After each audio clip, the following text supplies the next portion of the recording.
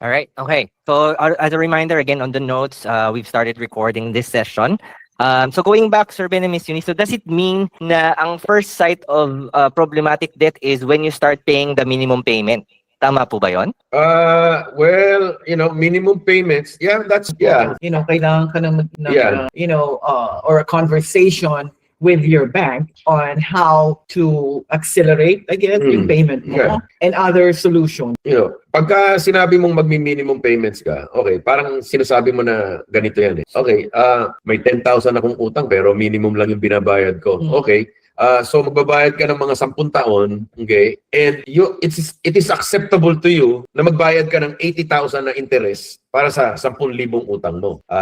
Medyo wala na sa lugar yung pag-iisip na yon, di ba? Madali nga yung magbayad ka ng maliit buwan-buwan. Pag inisip mo yung perang nawala sa'yo, which is babalik ako doon sa sinabi ko earlier, na you work hard for your money, everyone works hard for their money, wala ka namang napupulot na pera eh. Okay? So, bakit mo ibibigay ng ganun-ganun lang, buwan-buwan for, long-term, number of years, yung pera mo na yan. Okay. Kaya, isa yan sa simptomas. Okay. So, another symptom is pagka ikaw ay kumukuha na ng pera or kumukuha, nangungutang ka na para ibayad mo dun sa ibang utang. Isa na, that is the beginning of the end, yung pagka nandun ka na. But, minimum payments is still acceptable kasi nakakabayad ka pa. Pero, you're barely utang mo. So, you're in for a long haul ng para dyan sa utang mo na yan. Just like I said, kung acceptable sa'yo yun, wala namang pipigil sa'yo eh. Because tatanggapin pa rin ng bangko mo yung bayad mo. Hindi ka naman magiging bad credit dahil nagbabayad ka naman ng minimum. Okay. Basta, huwag mo na rin gagamitin yung card mo. Because kung minimum lang yung kaya mo hindi mo na kayang dagdagan yun. Di ba? Meron kasing nagtatanong sa akin, paano yun sir, pagka nag-enroll ako, hindi ko na magagamit yung card ko. Sabi ko gano'n, ba't kaya nyo pa ba dagdagan yung utang nyo? Pag dinagdagan nyo pa, lubog na kayo talaga. So, yung reasoning does not, point towards the solution. Di ba? Binibigyan mo ng solusyon, ayaw namang tanggapin, because there are more important things na gusto nilang gawin. Or, hindi naman more important, more, luxuries na gustong gawin kaysa doon sa solusyon na binibigay mo. When really, na sila, nakabaon na. Yeah, parang po, no? Nagbayad ka ng minimum payment na 5,000, tapos after that, isa-swipe mo yung card mo ng 10,000 pesos. Correct. Yeah. Kala mo, nabawasan ng 5,000 yung utang mo. Actually, nabawas lang pala 1,000 doon sa utang mo. Nagbayad ka ng 5,000. Pero isa-swipe mo, 10,000. So, kala mo kasi nabawasan ng 5,000. So, it has to do with yung discipline. Una yan, discipline. Kasi kung gusto mo talaga mabayaran yung utang, marami sila tinuturo dyan. Snowball, kung ano-ano yan, para mauna yung pinakamalaking interest or yung yung malaking principal. In reality, okay, lahat yung mga yon is ideally okay. Okay, kahit minimum payments, it is okay. Okay. Basta, areglado ka doon sa magiging resulta na ginagawa mong pagbabayad na yon, di ba? But at the end of the day, kung ang gusto mo is mawala talaga yung kailangan mo i-discipline yung mindset, Kasi kung ganun pa rin ang spending habits mo, okay, hindi ka lumalabas doon sa norm ng ginagawa mo, you will not get out of debt. Kahit pa 10 pa yung programang pasukan mo, kahit 10 benlo ang lapitan mo, okay, kung hindi ka rin naman nakikinig doon sa tinuturo ko sa iyo, what's the point, di ba? Tama po yan. And you also touched on yung bayad-utang-bayad cycle, no? Yung mangungutang ka para pambayad dun sa utang. So you mentioned that also a symptom or a start of something big as it relates to your debt problem. Correct. Yeah, kasi ang tawag ko dyan, nanganganak yung utang. Okay, yan yung nanganganak yung utang. Kasi unang-una, okay, pagka ikaw ay umutang, tapos wala kang pambayad, ang gagawin mo, sinasabi ko lagi yan is you're robbing Peter to pay Paul. Okay, so kukunin mo muna kay Peter yung pera, tapos ibabayad mo kay Paul. Okay, so ngayon, ibig sabihin kapos yung kita mo. Okay, and babalik ako dyan mamaya. So kung kapos yung kita mo, kukunin mo si Peter, babayaran mo si Paul. Pagka wala ka nang mautang kay Peter, mapapasama na si Peter kay Paul. So dalawa na sila, Peter and Paul. May utang ka na. Kanino ka na naman utang ngayon? Kapos pa rin yung kita mo. Wala ka bang binabago doon? Punta ka naman kay Mary. Si Mary naman ang uutangan mo. Okay? Tapos pagka nabayaran mo ng konti si Peter and si Paul, okay, si Mary, titigil din magpautang sa'yo. Mapapasama na si Mary ngayon dito sa tatlo. Peter, Paul, and Mary ang utang mo. So, pagka wala na magpapatutang sa'yo, saan ka uutang? Kay Judas na. No. Pagka pumunta ka na kay Hudas, 5-6 na yon. Okay. Grabe na ang interest. Okay. So, at that point, yung kaluluwa mo, nandun na sa, nasa ilalim na nung hukay. Yeah. Very serious. Yeah, grabe na yung sitwasyon mo na yun. Because ganito talaga, kung ang binabayaran mo, ang expenses mo is 100, at ang kinikita mo is 9, okay. Buwan-buwan yan, okay, kapos ka ng 10. The only way na yan ay magtutugma kung si 100 na gastos ay bababa sa 9. Okay. Doon lang magtutugma yan. Okay. Otherwise, kung mangungutang ka or umutang ka nga kay Peter, okay, laging 10 ng 10 yung kulang mo buwan-buwan. Kaya magpapatong talaga yon. The only way na magtutugma yun is either itaas mo itong kita mo, itaas mo para maging 100, or yung gastos bababa para maging 9, para magtugma sila. Para tabla. Okay. Now, pinakamabunda rin, ang maganda doon is dagdagan mo pa para lumagpas siya doon sa 100 na binabayaran or gastos mo every month para meron kang extra. So come to think of it, no, yung logic niyo po na yung ginamit niyo mong scenario, no, kung kulang ka ng 10, that's 10,000 a month, 120,000 a year. Sa 5 years, you're down by 600,000 in debt.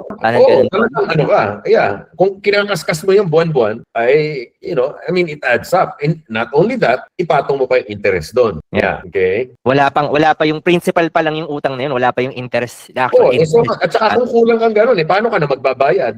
Hindi ba?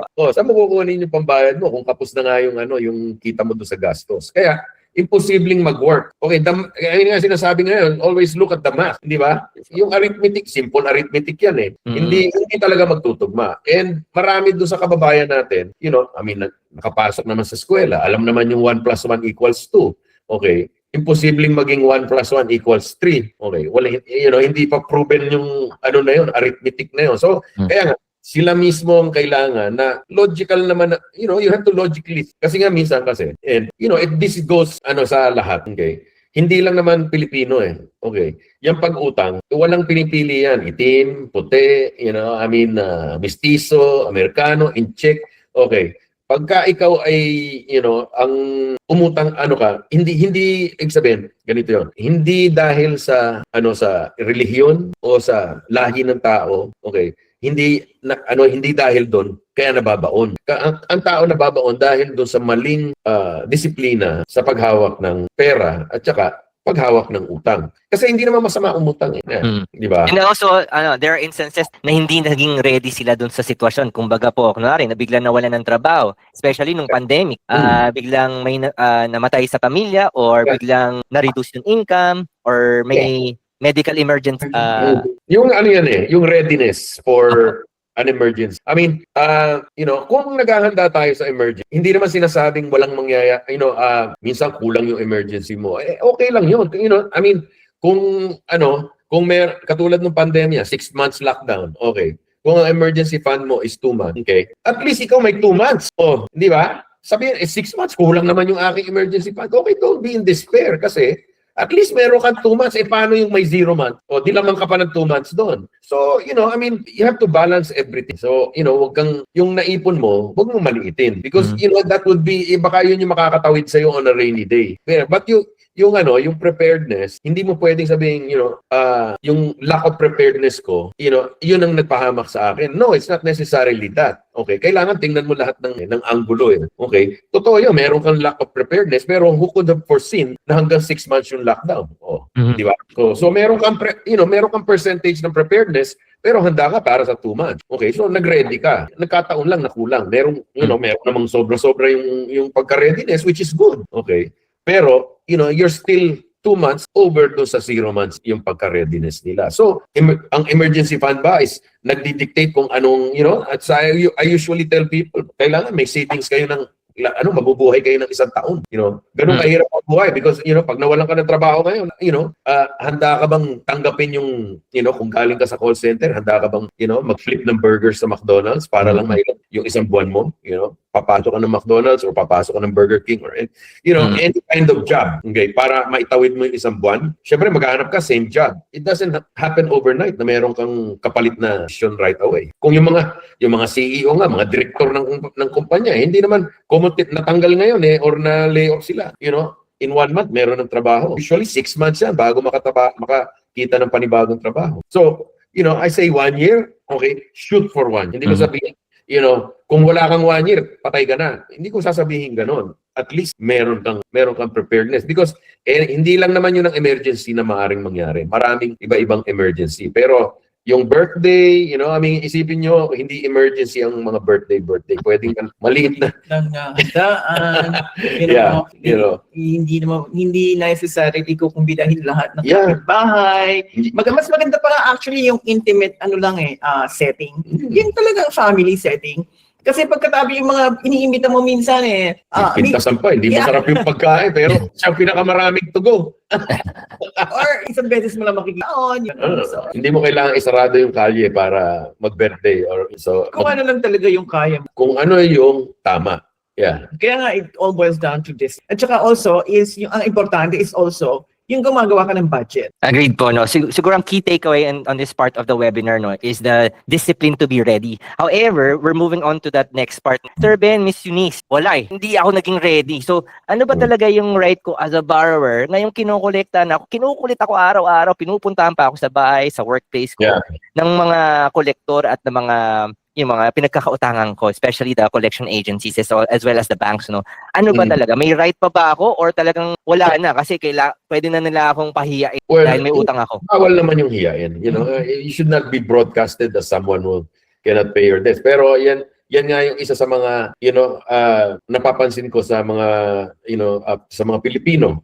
Even in the US and Canada, okay, in other countries, yung Filipino mismo, because yan yung mga kausap natin, parang, hindi, pagka nagkautang sila at hirap na silang magbayad, hindi nila sasabihin sa pamilya nila. Pero, lahat ng kaibigan nila, alam. Okay. Yeah. Or yung lahat ng malalapit na kaibigan nila. But, yun nga dapat ang unang tutulong sa iyo is yung pamilya mo So that should be your first approach, okay? Is na humingi ka ng tulong sa pamilya mo. Okay? Now, with regards to rights, okay. Unang-una, yung mga nag-lender sa iyo, dapat bawal yung hiyain ka, bawal yung ikaw ay harasin, bawal na ikaw ay basta puntahan sa bahay. Okay? They have to let you know na pupunta sila ron. Okay? Ano pa ba yung bawal na ikaw ay takutin na sasaktan ka. Okay? Yung maraming there's not so many na, the feeling na ikaw ay pine-pressure na to the point na ikaw ay nagkakasakit. Okay. Yeah.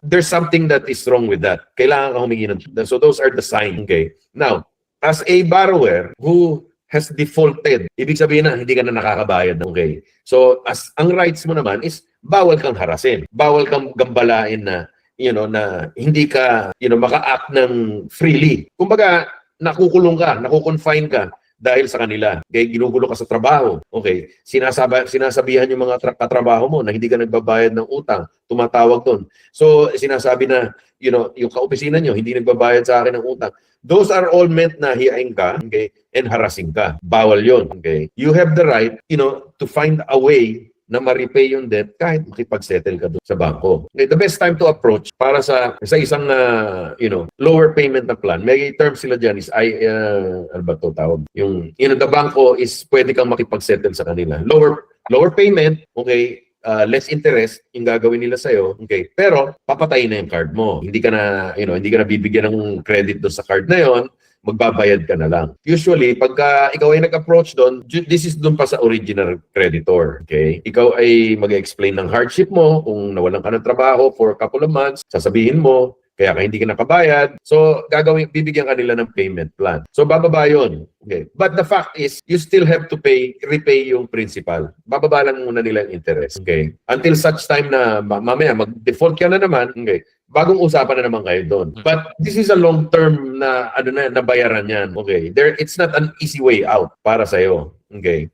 Now, humihirap yan habang pinababayaan. Let's say, nagtatago ka rin sa collector. Kasi ganito yan Pagka ikaw ay nag-default sa bangko, sa credit card, sila muna mangungurekta sa'yo. Until 6 months na that's the time na ipapasa nila yan sa mga third-party collectors. Si ABC Collection, tsaka si XYZ Collection. Yun na ngayon ang tatawag sa'yo, hindi na si bangko. Dahil, let's say, ang collector nila is 50. Okay. Yung mga 50 na yon is ilalaan yon para do sa mga bagong nagde-default ngayon. Kung 6 months ka na, hindi na yun ang tatawag sa'yo. So, mas mabuting habulin nila yung ngayon palang tumigil magbayad kasi mas malamang na magbabayad kesa ikaw 6 ka na.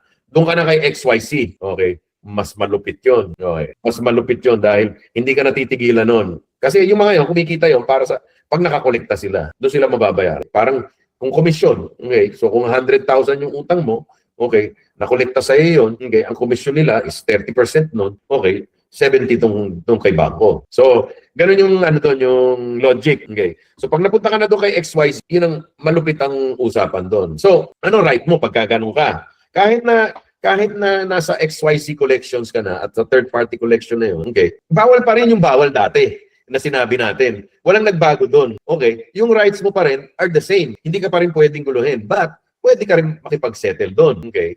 Pwede kang makipag-usap, subukan mo na mabawasan yung utang mo. Kasi at that point, okay, pwede na silang magbaba ng amount ng, pero kalimitan gusto lump sum, okay? At isa pa rin na kalimitan is si si debtor, itong may utang, okay, nanginginig na pagka yung collector ang tumawag. Kaya yun yung sinasabi ko, okay, laksan niyo naman yung loob niyo para mawala yung utang. Kausapin niyo po yung collector. Kasi ano ba magagawa ng collector sa iyo? Eh di ba, kolektahan ka lang ng, wala namang magagawa yun eh.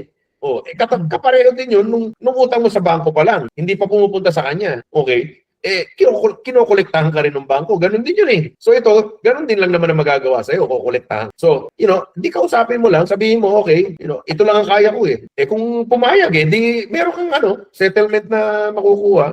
Yun na nga lang, kailangan mo talaga makipag-usap. Eh, kailangan eh, may utang ka eh. I mean, right din naman nila na kolektahan ka dahil ikaw ay umutang. So, wala akong inaalis na right kahit kanino, kasi yung programa natin is tawag mediation eh. Okay, so pag mediator ka, wala kang papanigan. Okay, ang gusto mo is magkasundo sila. Yun yung sinasabi natin. Kaya, pinakamabuti, magkasundo yung dalawang partido. Okay, so sila rin, pwede naman nilang gawin yon. Ito lang ang kailangan, islaksan mo lang yung loob. Oh, tama po. Lakas ng loob. Kasi two common traits, no, nang na-observe natin kapag may lumalapit sa ating mga nag-i-inquire is, dahil nga sa social stigma dito sa utang, nakakahiya, is yun nga, nahihiya sila or natatakot. Sino ba naman yung nangutang ka na, makikipag-negotiate ka ba sa pinagkautangan mo? Pero you're telling our audience is, you're well within your rights to negotiate. Tama ba? Oh, okay, it's better than zero eh. Okay, ganito rin yan. So let's just say, pinasa ng collection sa collection attorney. Okay? Alright. Eh kung ikaw ay, demanda ka. O sige, sabi, dinimanda ako. Okay, nangangatog na ako, dinimanda ako. O bakit? May bahay ka ba? Wala. Okay. Meron ka bang ari-arian? Wala. Okay. May trabaho ka ba? Wala. Eh, anong gagawin nila sa'yo? Hindi ba? So kung ikaw kahit isang tuka, okay, at meron ka namang konting sobra, mabuti pa makipag-settle ka na. Okay? So sabihin mo, okay, kung ang utang ko is 10,000, sabihin mo, hanggang 5,000 lang ang kaya ko. Sasabihin na, sige na nga, okay na. 5,000. Di tapos. Kailangan may kasulatan kayo na, tinanggap niya yung 5,000. At saka wala ka ng utang. Basta, lahat nakasulat yun. Tama po, lahat documented, nakasulat. Definitely, itong debt negotiation is well within everyone's rights, no? Even if ikaw yung, in a Filipino term, ikaw yung may atraso. Pero here you come, you're trying to also make amends dun sa pinagkautangan mo eh. Areglo yan eh. So, punta na po tayo, specifically sa credit card, unsecured to, no? Paano ba i-negotiate ng mga namin bilang credit card user na medyo kinapos itong aming utang sa credit cards? An average of debts, no, na na-encounter natin is may 5 credit card ang per client natin. So 5 credit card, imagine hindi mababayaran. So paano ko ba i-approach tong mga bangko na to, tong 5 bangko?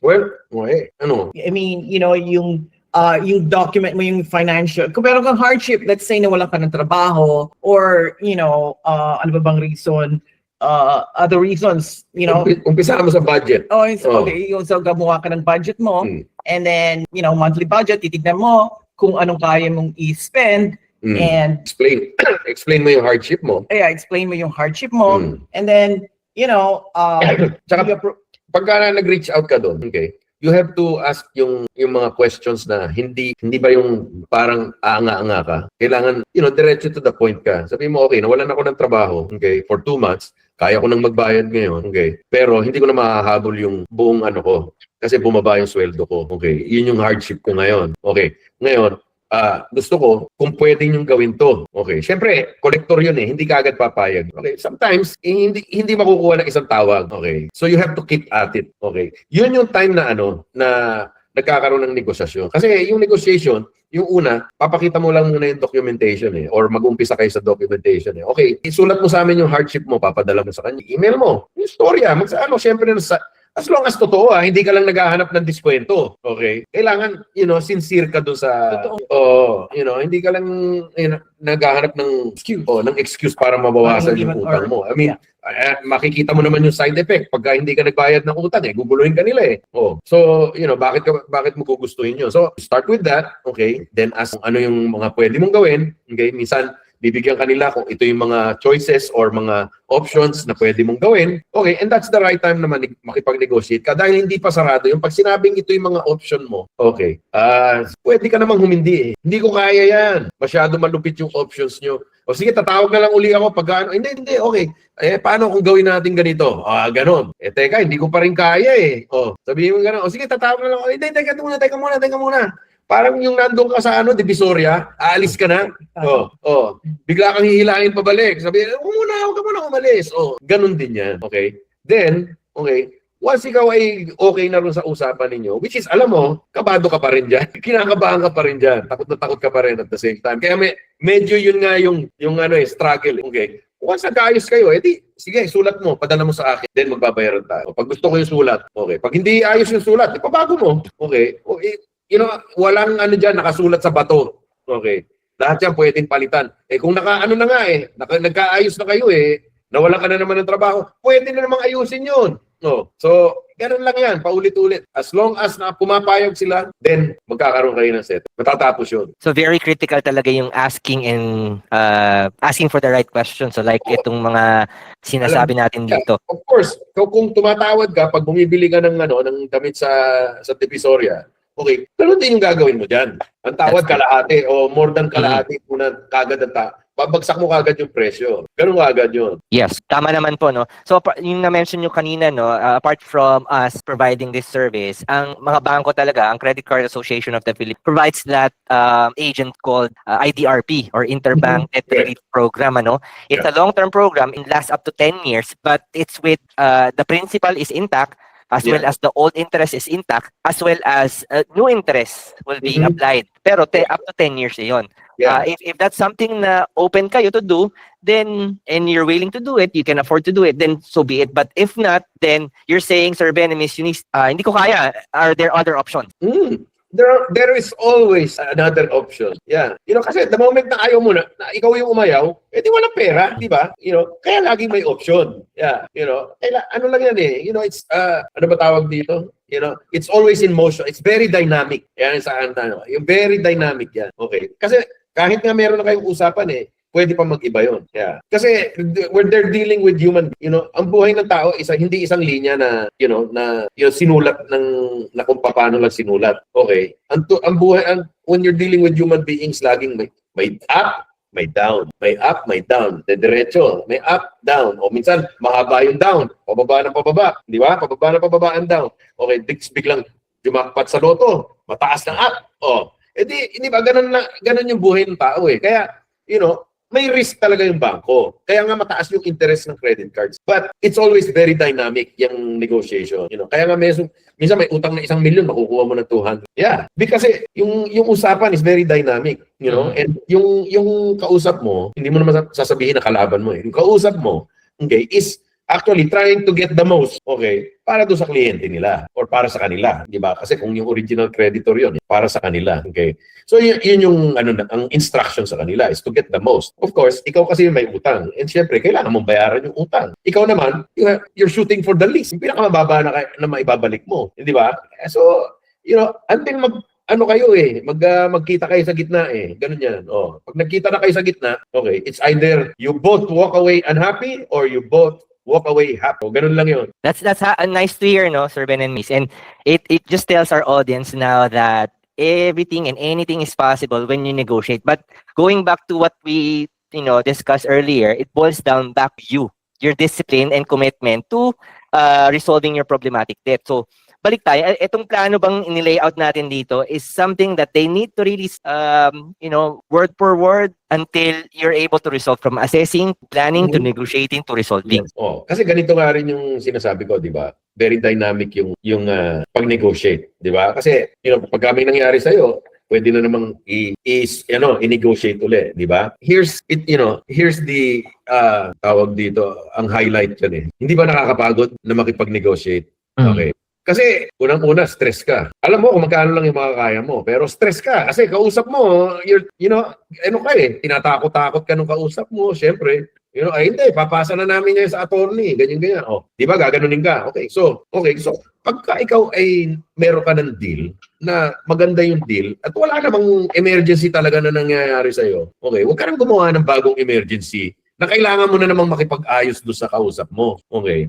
Kasi nga, kung ginulo mo yan, parang ginulo yung bahay ng langgam eh. Biglang lahat yan, maglalabasan yan, guguluhin ka na naman. Pag tumigil ka magbayad, tapos, makikipag-settle ka na naman. Okay, so, although possible talaga, like, I'm explaining it in a way na maiintindihan ng tao. Pero, meron talagang mga side effects na nangyayari na, na ikaw pa rin ay tatakutin syempre. Okay? Ayaw natin yung side effect na yon, na pagdadaanan mo yon. Kaya, when you have a plan, and you are committed to that plan, stick to the plan, okay? Kasi same thing as sa mga, na nag-e-enroll sa programa natin. We want them to stick to the plan. Kasi, hindi naman mawawala, kung ginawa nyo yung utang na yun ng 10 taon, magagawa ba natin ng 2 buwan, mawawala yan? Posible. Commitment also, diba? It's like a partnership. Gagawin namin yung sa amin, kailangan meron ka rin gawin. So, it's a marriage. Yeah, it's a marriage. partnership. Kita nyo, pinakakasalan.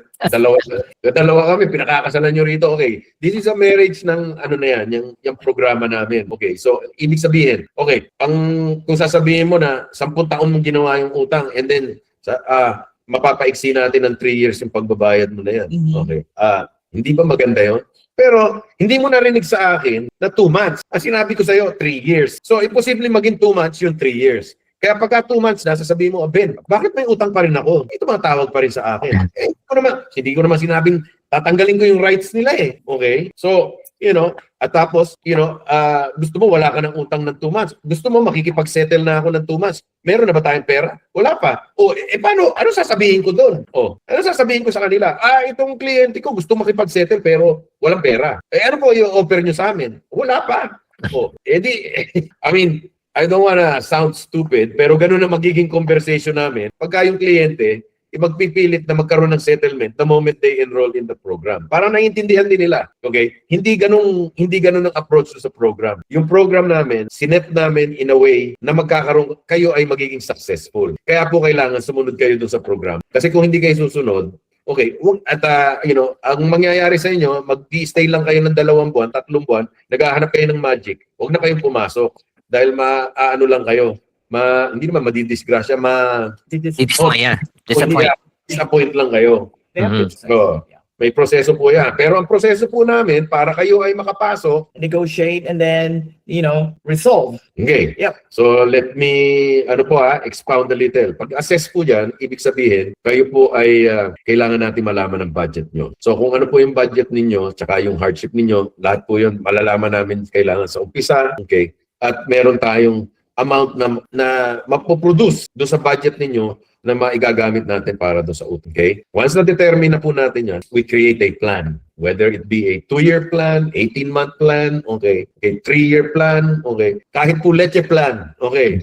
Ano po ang kailangan planong gawin natin? Yun po ang susundin ninyo. Okay. Alright. Then, once po tayo ay ready nang mag-negotiate while you are in the program, minsan po, 2 utang at the same time. Minsan, utang lang. Okay. But nyo na po, isipin nyo ninyo, pag ang commitment ninyo ay 3 years, okay, and bihira po nangyayari to na nagkakaroon talaga ng konting-konting magic. Okay. Kung 3 years kayo, minsan natatapos po ng 30. Okay. Meron naman po 3 years na nadadagdagan ng 4 na buwan, 5 buwan, na-extend. Dahil po, kulang yung pondo na ating sineset up. Okay? So, pagka sinabi po sa inyong 3 years, expecting nyo na 3 years kayo. Para hindi kayo masiraan ng loob. 3 years matatapos yun. Na ngayon, in the process, nasosolve isa-isa yung mga ninyo. Yun yung part ng negotiation. Okay? Kasi hindi naman po natin pwedeng sabay-sabay negotiating yung utang ninyo dahil meron lang tayong certain amount na hawak na pera. Okay? Para ano na yan. Okay? Hindi po pwedeng magawa ng ganung isang sweep lahat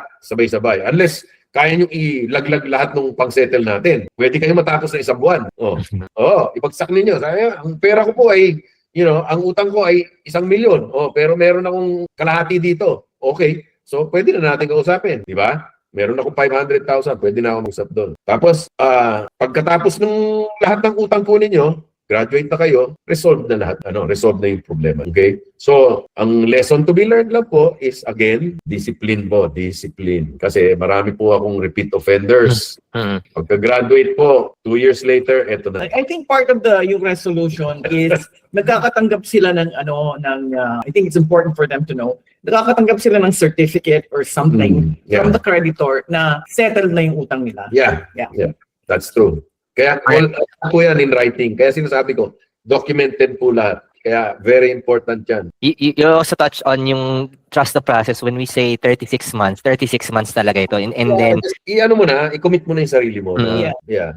May mga clients po kasi sayo na sinasabi, Nick, taasan mo yung babayad ko, kaya ko yung 1 year. And we often say na, Mr. Client, baka hindi nyo po kayanin na 1 year kayo mag-cup noodles kainin. Baka magkasakit kayo sa bato. No? Hindi kayo mag-birthday, hindi kayo mag-New Year. So that's close to impossible, no? Yes. Gusto natin...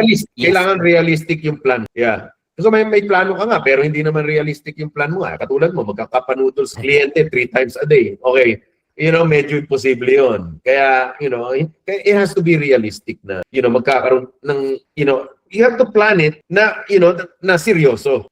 Hindi planong, hindi planong walang pupuntahan. So it has to have substance. Earlier, we also mentioned, Sir Ben and Ms. Eunice, that from what we know, we're the only one doing this apart from the IDRP ng mga bangko. So how do we, do a legit check, pag may nag-offer na iba bukod sa atin, tayo ay rehistrado, licensed by the SEC to do debt mediation. Pero may mga nakikita tayo sa social media na nagpo-provide ng consultation. Yeah. Sometimes, some of the agencies are also offering some kind of debt relief. Paano po ba natin ma-assess? Okay, so number one, hindi. Yeah, number one na kailangan yun talagang titingnan. Although they also see us sa social media. Okay, they also have to check the company. Okay, na ina-approach nila. I mean, nandito ako, you see me, you hear me speak, okay? I'm not an AI, okay? Pero sinasabi ko sa inyo, you better check. Check niyo po ako kung rehistrado kami diyan in your country. Because, marami kaming iba-ibang offices na ino-operate that we are doing the same thing. Okay? So, we could be just hopping around in other countries. Pero yung kumpanya po, tingnan niyo po sa inyong bansa, na rehistrado po kami. Okay? And yan po ang magsasabi sa inyo kung kayo ay dapat na magtiwala. We are very, we have been in the business. Okay. Matagal na po yung proseso namin na ginagawa. Okay. We know it, parang ano po yan. We know it like the back of our hand. Okay. Kung paano po how it works. Yung proseso na yan. We know normally po dahil, hustler na kami rito in other ways, other words. Okay. Napapababa po namin talaga yung doon sa kayo po mismo na pwede ba akong magbayad ng kalahati lang? Sabihin kayang-kaya ko to. Okay. So if you are looking for professionalism, ganun na lang po ang professionalism. Okay, we can deliver. Okay, we deliver yung pinakamagandang result para doon sa in your situation. Okay, so nakikita nyo ako sa internet. Okay, you see me, iba-iba yung yung location. Okay, I could be US yung nakikita nyo ibang videos. Okay, yung ibang videos nasa Philippines or in Canada.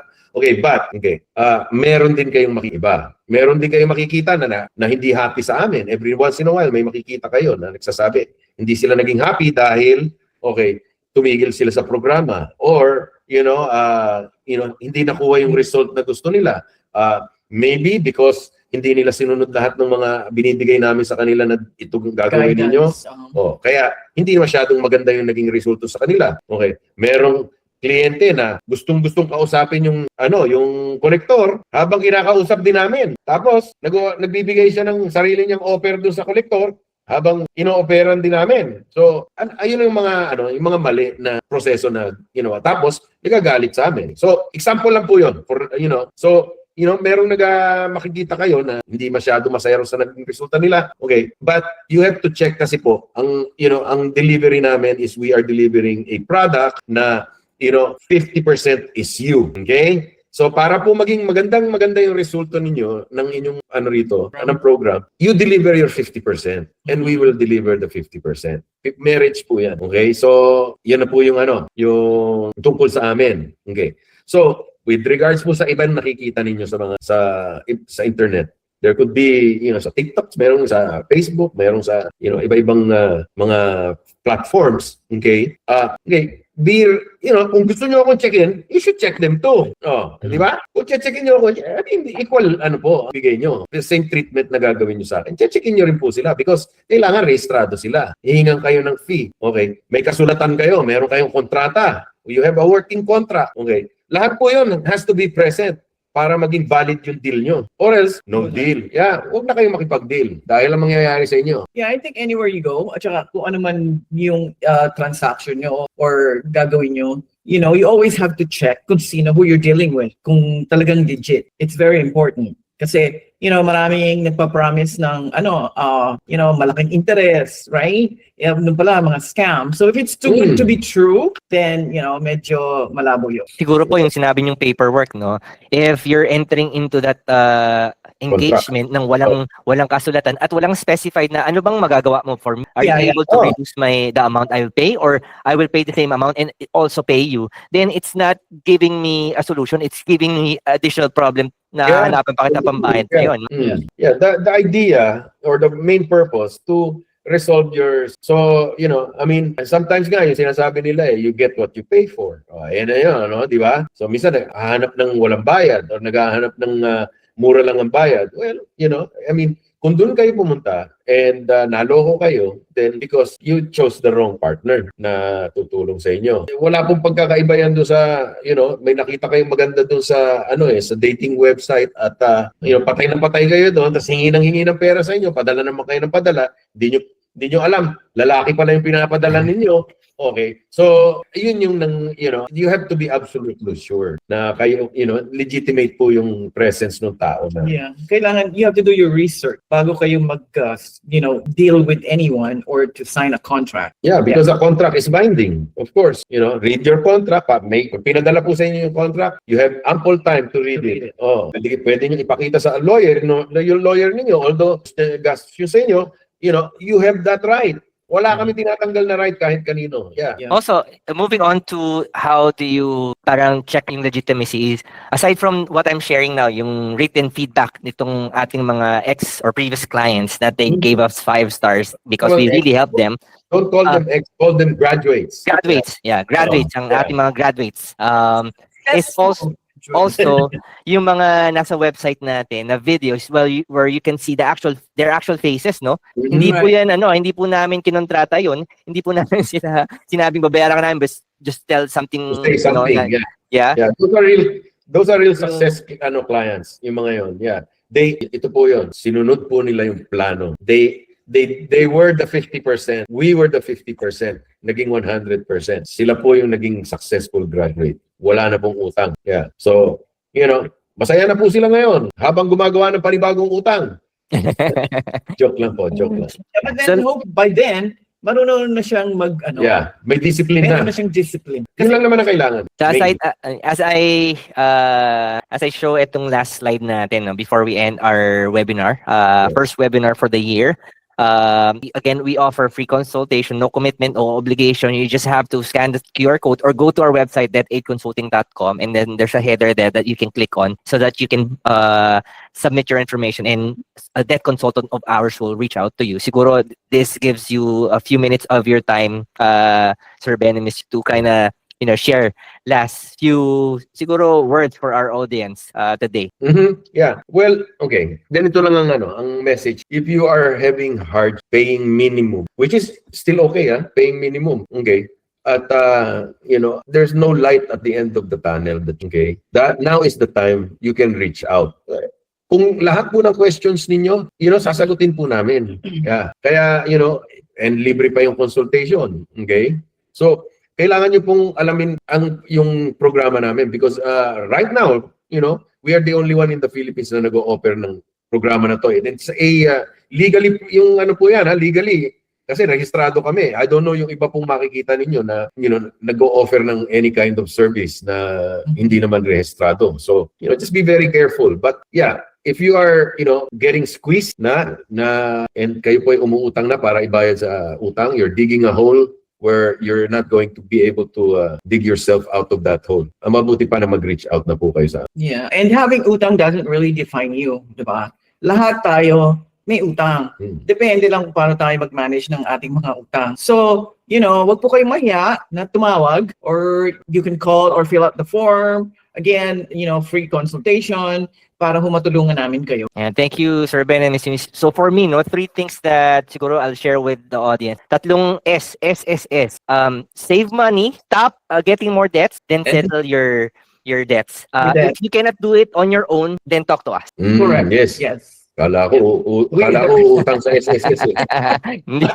All right. Again, thank you everyone for joining. This is one of the first webinars that we'll be conducting throughout the year. We're very excited to meet you. One of our debt consultants will also reach out to you to check kung may mga follow-up questions kayo and also to ask if you're interested to go through the process of consultation with no obligation. If you decide to enroll in the program, then the only ask that we have for you is, give your 50%. Sabi nga ni Sir Ben, commit to your 50%. Thank you everyone and have a great evening. Bye. Thank you.